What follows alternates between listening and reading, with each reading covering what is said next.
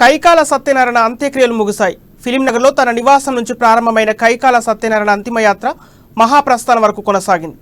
తెలంగాణ రాష్ట్ర ప్రభుత్వం అధికారిక లాంఛనాలతో మహాప్రస్థానం వద్ద కైకాల సత్యనారాయణ అంత్యక్రియలు నిర్వహించింది. పోలీస్ అధికారుల గౌరవ వందన అనంతరం కైకాల పార్థివ దేహానికి అంత్యక్రియలు పూర్తి చేశారు. కైకాల సత్యనారాయణకు కడసారి వీడ్కోలు పలికేందుకు భారీగా అభిమానులు తరలివచ్చారు. దీనిపై మరింత సమాచారం మా ప్రతినిధి కీర్తన అందిస్తారు. కైకాల సత్యనారాయణ నిన్న ఉదయం తెల్లవారుజామున 4 గంటలకు తుదిశ్వాస విడిచారన్న సంగతి మనందరికీ తెలిసిందే. అయితే అనేక అనారోగ్య సమస్యల వల్ల ఆయన నిన్న కన్నుమూశారు. ఈ రోజు మహాప్రస్థానంలో అంత్యక్రియలు కూడా ముగిశాయి. ఎంతో మంది సినీ ప్రముఖులు, రాజకీయవేత్తలు కూడా ఇక్కడికి వచ్చి కడసారిగా ఆయనకు వీడ్కోలు పలికారు. అభిమాన ప్రజలు కూడా కన్నీటి వీడ్కోలు పలికారు.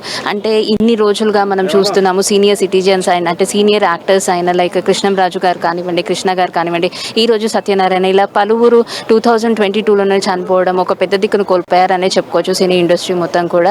అయితే గతంలో కనుక మనం చూసుకున్నట్లయితే ఎన్టీఆర్తో ఆయనకు చాలా మంచి సాన్నిధ్యం ఉందని చెప్పి తెలిసింది. ఎన్టీఆర్కి డూబ్గా నటించిన ఎన్నో సినిమాల్లో కూడా 100 సినిమాలకు పైగా సత్యనారాయణ గారు డూబ్గా నటించారు. అండ్ అత్యంత సన్నిహితుడు, అత్యంత మిత్రుడు అయిన సీనియర్ ఎన్టీఆర్ గారి సినిమాల్లో 100కు పైగా నటించడంలో ఎంతో సంతృప్తి చెందానని చెప్పి చాలా వరకు ఎన్నో ఇంటర్వ్యూస్లో కూడా సత్యనారాయణ గారు మనకు తెలిపారు. అండ్ నిన్న చెన్నై నుంచి తన చిన్న కూతురు కూడా రావడం జరిగింది. ఈ రోజు కుటుంబ సభ్యుల సమక్షంగా కూడా అన్ని అంత్యక్రియలు ముగిశాయి. అయితే ఆయన చనిపోయిన కొద్ది రోజుల ముందు నుంచి కూడా ఇంట్లోనే ఆయన వెంటిలేటర్ పైన చికిత్స తీసుకుంటున్నారు అని చెప్పి తెలిసింది. ఆఖరి నిమిషంలో కుటుంబ సభ్యులు అందరూ తన ముందుండడం ఒక సంతృప్తికరమైన విషయం అనే చెప్పుకోవచ్చు. ఈ రోజు ఈ అంతిమయాత్ర ముగిసింది.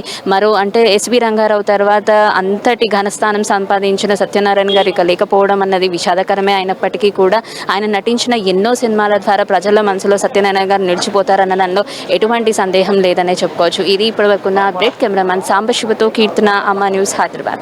ఇప్పుడు కళకు ఒక ప్రాంతము, ఒక కులము, ఒక భాష, మతం ఏముండదు. కళాకారుడు అనేవాడు కోట్లాది మంది ప్రజల్ని ఆలోచింపజేస్తాడు. మళ్ళీ వాళ్ళ యొక్క ఆదర్శంగా కూడా ఉంటాడు.